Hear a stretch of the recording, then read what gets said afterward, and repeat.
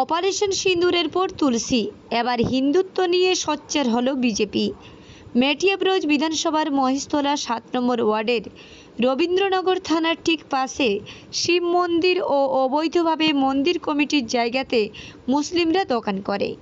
মন্দির কমিটির লোকজন সে জায়গাতে তুলতে মঞ্চ করে দেয়। এরপর মুসলিমরা এমএলএ খালেক মোল্লার কাছে যায়। তারপর মুসলিম ছেলেরা এসে সেই মন্দিরের তুলসী মঞ্চ, এসে পাশের হিন্দুদের দোকান বাড়ি এবং শিব মন্দির ভাঙচুর করে। এর প্রতিবাদে আজ রাস্তায় নামল পুরুলিয়ার বিজেপি নেতৃত্ব। আজ বিকেল 6টা নাগাদ ট্যাক্সি স্ট্যান্ডে প্রতিবাদ সভার আয়োজন করা হয়।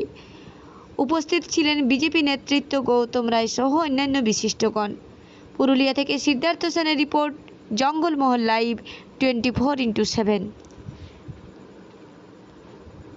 মহেশতলায় হিন্দুদের উপর অত্যাচার হলো কেন? মুখ্যমন্ত্রী জবাব দাও।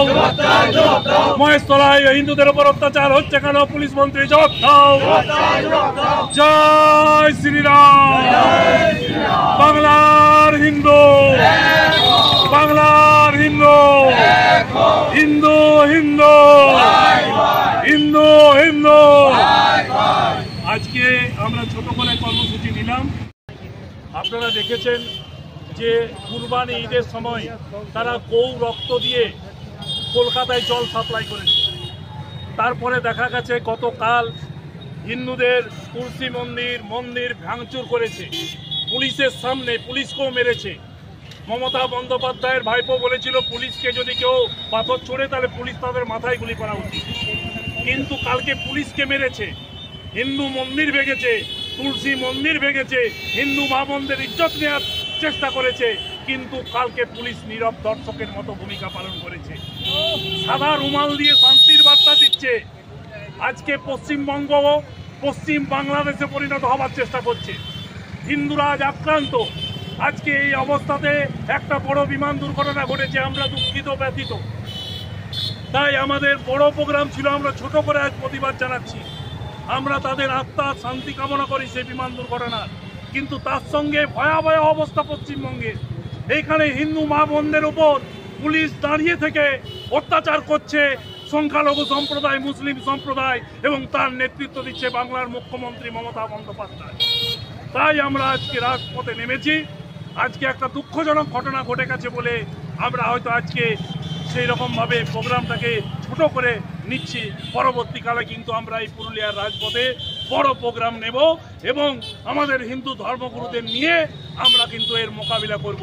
যে হিন্দুদের এইভাবে অত্যাচার করলে পশ্চিমবাংলার সব হিন্দু এক হয়ে তার প্রতিবাদ জানাবে। কোনো রাজনৈতিক ঝান্ডা বা পতাকার প্রয়োজন আমাদের হবে না। হিন্দুরা রুখে দাঁড়াবে। আমাদের দেবদেবীর হাতেও অস্ত্র আছে, আমরা আমাদের দেবদেবীকে রক্ষা করতে পারি। এই প্রমাণ আমরা দেব যে আমরা কোন দেশে কোন অঙ্গরাজ্যে বাস করছি। এটা কি ভারতবর্ষ নয়, এটা কি পাকিস্তান, এটা কি একটা মুসলিম রাজ্য? এইখানে আমাদেরকে অত্যাচার সহ্য করতে হবে বাংলাদেশের মতো। আজকে তাই আমরা হয়তো ছোট করে একটা প্রতিবাদ জানালাম। মহেশতলা পর পর ঘটনা ঘটে যাচ্ছে, প্রত্যেক মাসে প্রত্যেক দিনে হিন্দুদের উপর নিধনযজ্ঞ চলছে। আমরা কিন্তু এর তীব্র ধিক্কার জানাচ্ছি, প্রতিবাদ জানাচ্ছি। পুলিশ মন্ত্রীর ইমিডিয়েট পদত্যাগ করা উচিত ছিল।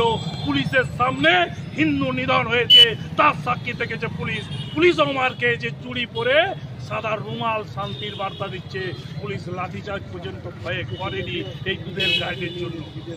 আজ আমরা হিন্দুরা এক হয়ে বলছি, তোরা যদি দুধের গায়ে হয়, আমাদের হিন্দুদের যারা রক্ষা করবে সেই রাজনৈতিক দলকে আমরা সাপোর্ট করব। হিন্দুরাও আমরা আজ একত্রিত হচ্ছি পশ্চিম বাংলায়।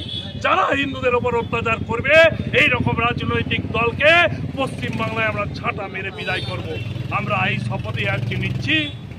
আর দুঃখ জানাচ্ছি যারা বিমান দুর্ঘটনায় মারা গেছেন, তাদের আত্মার যেন পরমাত্মায় রূপান্তরিত হয়।